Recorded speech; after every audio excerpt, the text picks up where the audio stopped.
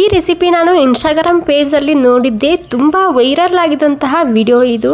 So ನಾನು ಕೂಡ ಮನೆಯಲ್ಲಿ ಒಂದ್ಸಲ ಟ್ರೈ ಮಾಡಿ ನೋಡ್ಬೇಕಂತೇಳಿ ನೋಡಿದೆ.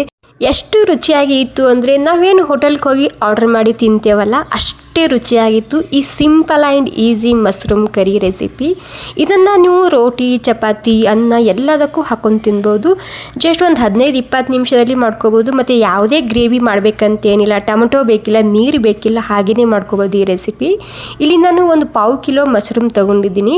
ಸೊ ಮಣ್ಣಿರುತ್ತೆ ಅದ್ರ ಮೇಲೆ, ಹೀಗಾಗಿ ಇದನ್ನು ಒಂದು 2-3 ಸಲ ಕ್ಲೀನ್ ನೀರಿನಲ್ಲಿ ತೊಳ್ಕೊಬೇಕು. ತೊಳ್ಕೊಂಡಾದ್ಮೇಲೆ ನಿಮಗೆ ಯಾವ ಸೈಜಿನ ಬೇಕು ಆ ಸೈಜ್ನಲ್ಲಿ ನೀವು ಇದನ್ನು ಕಟ್ ಮಾಡ್ಕೋಬೋದು. ಸ್ವಲ್ಪ ದೊಡ್ಡ ಸೈಜ್ ಇದೆ, ಹೀಗಾಗಿ ನಾನಿಲ್ಲಿ ಒಂದು 4-5 ಭಾಗ ಮಾಡ್ಕೊತಿದ್ದೀನಿ.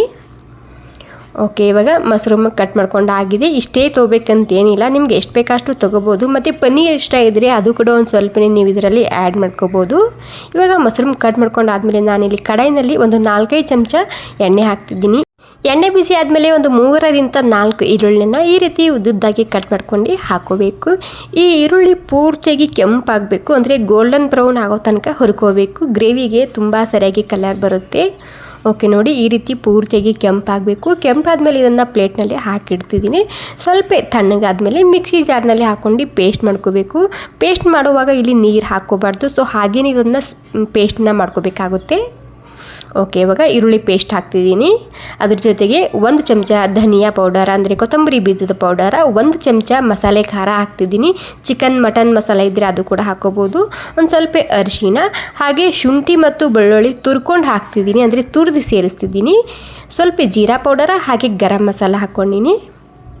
ಮತ್ತು ರುಚಿಗೆ ಬೇಕಾದಷ್ಟು ಉಪ್ಪು ಹಾಕ್ತಿದ್ದೀನಿ. ಹಾಗೆ ಕೊತ್ತಂಬರಿ ಸೊಪ್ಪು ಸೇರಿಸ್ತಿದ್ದೀನಿ. ಕೊತ್ತಂಬರಿ ಸೊಪ್ಪಿನ ಕಡ್ಡಿ ಬರುತ್ತೆ ನೋಡಿ, ಅದು ಕೂಡ ಆ್ಯಡ್ ಮಾಡ್ಕೋಬೋದು. ಇದರಲ್ಲಿ ತುಂಬ ರುಚಿಯಾಗಿರುತ್ತೆ. ಇದಕ್ಕೆ 1.5 ಕಪ್ ಆಗುವಷ್ಟು ಗಟ್ಟಿ ಮೊಸರು ಹಾಕ್ಕೊಂಡಿನಿ. ಇವಾಗ ಈ ರೀತಿ ನೀಟಾಗಿ ಕೈಲಿಂದ ಮಿಕ್ಸ್ ಮಾಡ್ಕೋಬೇಕು. ಮೊದಲು 1 ಕಪ್ ಹಾಕ್ಕೊಂಡಿನಿ, ಮತ್ತೆ ಒಂದು ಅರ್ಧ ಕಪ್ ಮೊಸರು ಹಾಕ್ಕೊಂಡಿನಿ, ಅಂದರೆ ಟೋಟಲ್ ನಾನಿಲ್ಲಿ 1.5 ಕಪ್ ಆಗುವಷ್ಟು ಮೊಸರು ಹಾಕ್ಕೊಂಡಿನಿ. ಇವಾಗೆಲ್ಲನೂ ನೀಟಾಗಿ ಮಿಕ್ಸ್ ಮಾಡ್ಕೊಂಡಾದ್ಮೇಲೆ ಕಡಾಯಿನಲ್ಲಿ ಒಂದು ಸ್ವಲ್ಪ ಎಣ್ಣೆ ಹಾಕ್ತಿದ್ದೀನಿ. ಎಣ್ಣೆ ಬಿಸಿ ಆದಮೇಲೆ ಜೀರಿಗೆ ಹಾಕ್ಕೊಂಡಿನಿ, 1 ಏಲಕ್ಕಿ, ದಾಲ್ಚಿನ್ನಿ, 1 ಪಲಾವ್ ಎಲೆ ಹಾಕ್ಕೊಂಡಿನಿ. ಮತ್ತು ಖಾರಕ್ಕೆ ಎಷ್ಟು ಬೇಕಾ ಅಷ್ಟು ರೆಡ್ ಖಾರದ ಪುಡಿ ಹಾಕ್ತಿದ್ದೀನಿ. ಇಲ್ಲಿ ಈ ರೀತಿ ಎಣ್ಣೆಲೆ ಹಾಕೋದ್ರಿಂದ ಸರಿಯಾಗಿ ಕಲರ್ ಬರುತ್ತೆ. ನೀವು ಬೇಕಿದ್ರೆ ಎಣ್ಣೆ ಬಿಸಿ ಆದಮೇಲೆ ಗ್ಯಾಸ್ ಆಫ್ ಮಾಡ್ಕೊಂಡು ಖಾರನ ಹಾಕೋಬೋದು, ಅಥವಾ ನೀವು ಇಲ್ಲಿ ಜಾಸ್ತಿ ಬಿಸಿ ಮಾಡ್ಕೊಂಡು ಖಾರ ಹಾಕಿದರೆ ಸೀದೋಗಿಬಿಡುತ್ತೆ. ಹೀಗಾಗಿ ಲೈಟಾಗಿ ಬಿಸಿ ಆದರೆ ಖಾರನ ಹಾಕ್ಕೊಳ್ಳಿ, ಗ್ರೇವಿ ಕಲರ್ ತುಂಬಾ ಸರಿಯಾಗಿ ಬರುತ್ತೆ.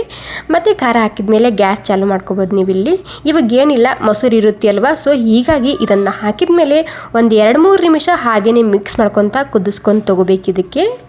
ಇವಾಗ ಟೋಟಲಿ ಒಂದು 3-4 ನಿಮಿಷ ಆಗಿದೆ. ಹಾಗೆ ಚಮಚದಿಂದ ಮಿಕ್ಸ್ ಮಾಡ್ಕೊತ ನಾನು ಇದನ್ನು ಕುದಿಸ್ಕೊಂಡು ತೊಗೊಂಡಿದ್ದೀನಿ. ಫೈನಲ್ ಆಗಿ ಇದಕ್ಕೆ ಒಂದು 10-15 ನಿಮಿಷ ಸ್ಲೋ ಗ್ಯಾಸ್ನಲ್ಲಿ ಇದನ್ನು ಮುಚ್ಚಿ ಬೇಯಿಸ್ಕೋಬೇಕು.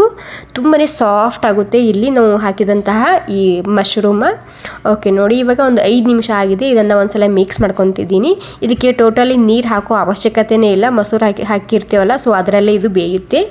ಅಂದರೆ ಮೊದಲೇ ಒಂದು 2-3 ನಿಮಿಷ ಅಥವಾ ಕುದಿ ಬರೋ ತನಕ ಮಿಕ್ಸ್ ಮಾಡ್ಕೊಂಡಿದ್ದ ನಂತರ ಇದಕ್ಕೆ ಒಂದು 10 ನಿಮಿಷ ಸ್ಲೋ ಗ್ಯಾಸ್ನಲ್ಲೇ ಕುದಿಸ್ಕೊಂಡು ತೊಗೊಂಡಿದ್ದೀನಿ. ಸೂಪರ್ ಆಗಿರುವಂತಹ, ಈಸಿ ಆಗಿರುವಂತಹ ಮಶ್ರೂಮ್ ಕರಿ ರೆಸಿಪಿ ರೆಡಿಯಾಗಿದೆ. ಇಷ್ಟ ಆಗಿದ್ರೆ ಲೈಕ್ ಮಾಡಿ. Thank you.